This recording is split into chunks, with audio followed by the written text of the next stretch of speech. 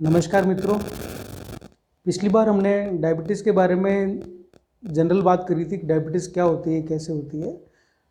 आज हम बात करने वाले हैं कि डायबिटीज़ के ट्रीटमेंट क्या है, उसको हम कैसे दवाई कंट्रोल कर सकते हैं, एक्सरसाइज क्या है, डाइट क्या है, इसमें क्या किया जा सकता है, इसके बारे में बात करेंगे। वैसे तो बहुत बड़ा टॉपिक है, लेकिन मैं कोशिश करूँगा कि इसको बहुत शॉर्ट में, संक्षिप्त में बताने की कोशिश करता हूँ। डाइट में तो जैसे हम जानते हैं कि उसमें हमें ना पेशेंट को शुगर खाने के लिए मना करते हैं, चाय फीकी के लिए कहते हैं, मिठाई नहीं खानी है। तो बेसिकली हम इनकी कैलोरीज कंट्रोल करते हैं। ये है, शुगर में बहुत कैलोरी होती है जो हमें नुकसानदायक होती है शुगर के पेशेंट को। तो इसलिए जो हम सिंपल फार्मूला ये बताते हैं कि आप अपने शुगर खाना बंद कर दीजिए, जैसे चाय मीठी नहीं पीजिए, फीकी। इसमें एक इम्पॉर्टेंट बात यह है कि हम आपको इसमें शुगर फ्री मेडिसिन भी एडवाइस नहीं करते हैं। मार्केट में जो शुगर फ्री मेडिसिन मिलती है वो भी आपको नहीं लेनी है। दूसरा को है जो फ्रूट्स के बारे में बहुत सवाल करते हैं लोग, फ्रूट्स कौन सा खा सकते हैं। अगर आपकी शुगर अनकंट्रोल है तब तो आपको कोई भी फ्रूट नहीं लेना है।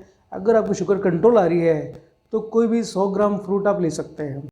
100 ग्राम फ्रूट का मतलब होता है एक कटोरी में जो फ्रूट्स काट के आते हैं वो आप ले सकते हैं। फ्रूट जो जिनकी ग्लाइसेमिक इंडेक्स ज़्यादा होती है, इसका मतलब सिंपल भाषा में ये कह सकते हैं कि जो मीठे ज़्यादा होते हैं, स्वीटनेस ज़्यादा होती है, जैसे केला हो गया, आम हो गया, तो इनको आप कम खाएं।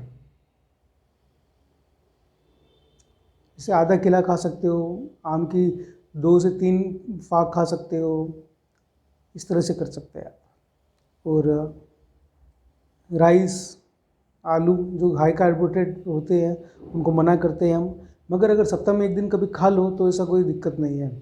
अगर ये जो मैं बात बता रहा हूँ ये शुगर कंट्रोल जो है उनके बारे में बात कर रहा हूँ। अगर किसी का कंट्रोल नहीं है तो वो सब ये नहीं कर सकते। नहीं। नेक्स्ट बात करता हूँ मैं एक्सरसाइज की। हमें जैसे डायबिटीज़ है तो हमें 20 मिनट्स वॉक वैसे भी करनी चाहिए।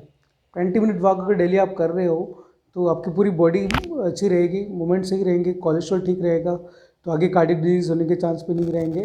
और जो आपके शुगर में दिक्कत आ रही है थोड़ी ज़्यादा है तो वो भी कंट्रोल आ जाएगी। और नॉर्मल आप जो अनुलोम विलोम कर सकते हो, एरोबिक एनारोबिक दोनों तरह की एक्सरसाइज कर सकते हैं जिससे आपको फ़ायदा मिलेगा।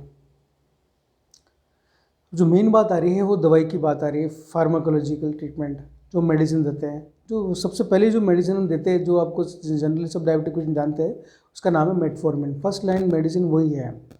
मेटफॉर्मिन का काम इतना सा ही है कि हर सेल्स के बाहर जो इंसुलिन है उसको सेंसिटाइज करती है। इंसुलिन सेंसिटाइजर है वो ड्रग, वो फर्स्ट लाइन ड्रग में वही आती है। उसके बाद जो दूसरी ड्रग्स है जिसको हम जैसे ग्लिमिप्राइड है, ग्लिक्लाजाइड है, ये सब जो दूसरी दवाएं है वो हमारे पेनक्रियास जो यहाँ पे है उसमें जो बीटा सेल्स होती है उसको स्टिमुलेट करते हैं जिससे इंसुलिन सिक्रेट हो और पूरी बॉडी में इंसुलिन रहे ताकि शुगर को यूटिलाइजेशन हो सके।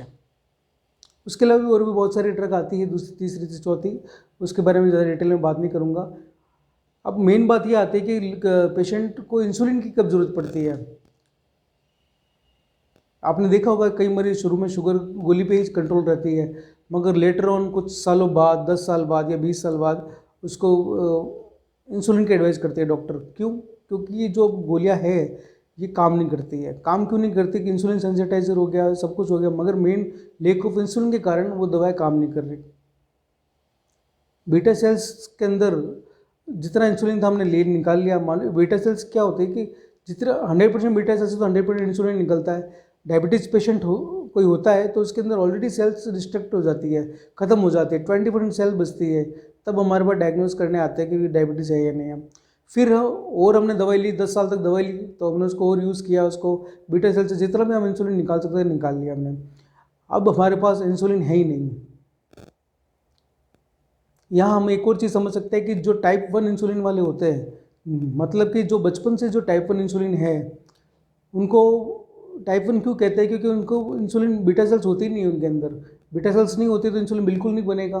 बिल्कुल नहीं बनेगा तो उनको हम ऊपर से इंसुलिन देते हैं बाहर से, उनको गोलियाँ काम नहीं करेगी वहाँ पे।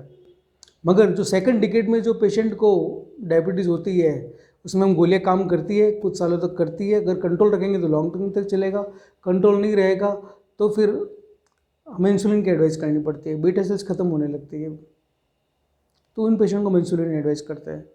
तो इसमें घबराने की कोई बात नहीं कि भाई मेरा इंसुलिन चालू हो गया, ये हो गया, रोज़ सुई लगेगी। इसकी जो नीडल होती है बहुत ही बारीक होती है, बहुत ही पतली होती है। इसमें कोई आपको चिंता करने की ज़रूरत नहीं कि मेरा इंसुलिन चालू हो गया, ये हो गया।